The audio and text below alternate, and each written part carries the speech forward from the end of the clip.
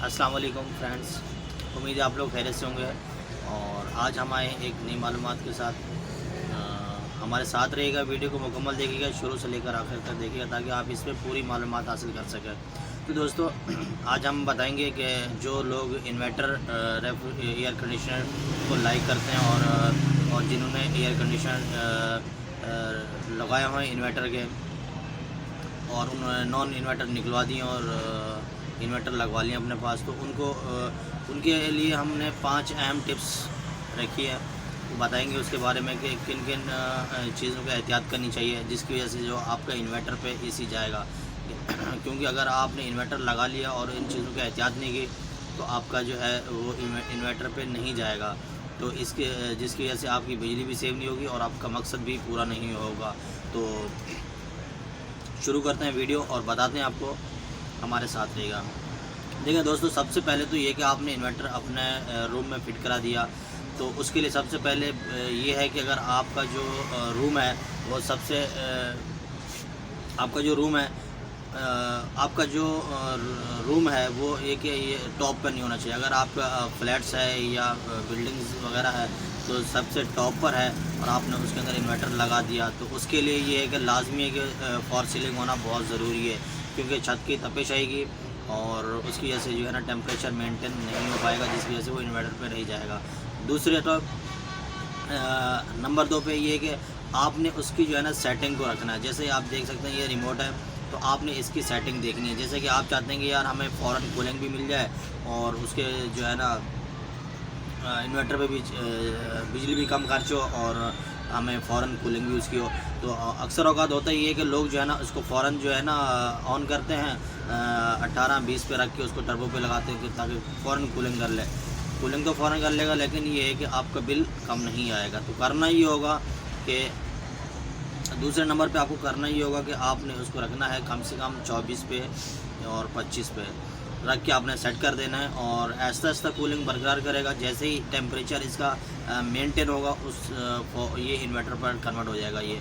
तो नंबर 2, तो ये 2 चीज़ों को आपने ख़ास ख्याल रखना है। अगर आपने इस बिजली सेव करनी है, अपनी इलेक्ट्रिसिटी सेव करनी है, तो आपको ये इनका ख्याल करना लाजमी होगा। आपको जो है ना टेम्परेचर मेंटेन करना पड़ेगा, आपको थोड़ा सा इंतज़ार करना पड़ेगा कि कूलिंग जैसी मेंटेन होगी आपका इन्वर्टर पर चला जाएगा। नंबर 3, आपने जो आउटर अपना फिट कराया है, आपने टॉप फ्लोर पे छत पे आपने लगवा दिया है, वो 5 फ्लोर है या 6 फ्लोर है, 10 फ्लोर पे आपने टॉप पे लगा दिया धूप में, वहाँ से हवा की वेंटिलेशन भी नहीं है, कहीं से कोई वेंटिलेशन भी नहीं है, कुछ भी नहीं है, धूप में रखा हुआ है, तब भी ये कि आपका जो है ना एसी प्रॉब्लम करता रहेगा, क्योंकि आउटर को भी हवा चाहिए, वेंटिलेशन चाहिए। इन सब चीज़ों का जो है ना ख्याल रखना पड़ेगा, जिसकी वजह से जाके आपका जो है ना एसी जो है इन्वर्टर पे जाएगा। नंबर 4 ये है कि आपने उसको ना ही गैलरी में फिट कराना है। अगर आपने किसी गैलरी के अंदर आपको जगह मिली, आपने गैलरी में रख दिया, वहाँ पे कोई वेंटिलेशन की सूरत हाल नहीं है, तो इन सूरत में आपका एसी जो है ना कभी भी इन्वर्टर पे नहीं जाएगा, वो हीट अप हुआ कूलिंग नहीं करेगा। तो दोस्तों, इन चीज़ों का ख़ास ख्याल रखना चाहिए। और नंबर 5 पे आपने जो सबसे अहम और ज़रूरी पॉइंट वो ये है कि आपने अपने एसी की जो है ना सर्विस को बरकरार रखना है।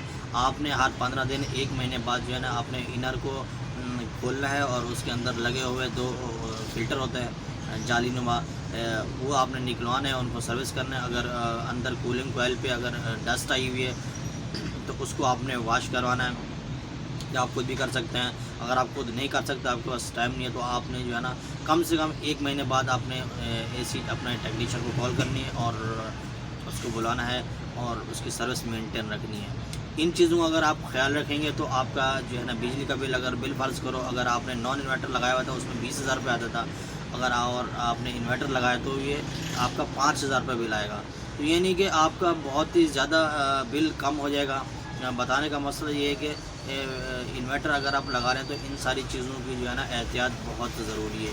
अगर ये चीज़ें आप मेंटेन रखेंगे तो आपकी जो है ना बिजली भी सेव होगी और आपके एसी भी है कि उसकी लाइफ भी बढ़ेगी। अगर वो 5 साल चलने वाला है तो 10 साल तक चलेगा।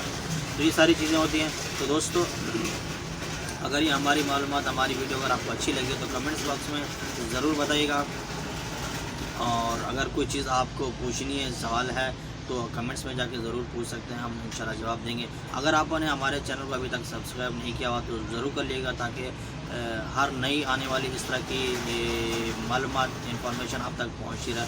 तो तब तक के लिए उमर साजिद सोमर को दीजिए इजाज़त। अल्लाह हाफ़िज़, फ़ी अमान अल्लाह।